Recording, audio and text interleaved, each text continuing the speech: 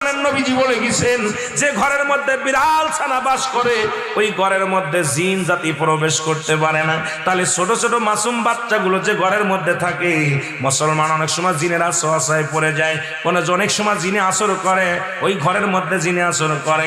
যে ঘরের মধ্যে বিড়ালকে আদর করে বিড়াল থাকে, ওই ঘরের মধ্যে বিলাই বিড়াল বিড়াল বিলাই বিলাই, এইটা যার ঘরের মধ্যে আছে এই ঘরের মধ্যে দুষ্ট জিনেরা আসতে পারে না। জোরে জোরে চিল্লায়া বলা যাবে না মারহাবা। একবার নবী সুলাইমান আলাইহিস সালাম শুনতে পাইলেন পাশের বাড়িতে একটা কুকুরকে কষ্ট দিয়ে বিষ পান করে মারে ফেলেছেন।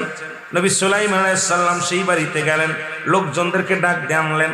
ও মুসলমান শুনে নাও, কুকুর একটা প্রভু ভক্ত। নবী সুলাইমান বললেন কুকুর হত্যা করা যাবে না, কুকুরকে ভালোবাসতে হবে, তবে ঘরের মধ্যে না।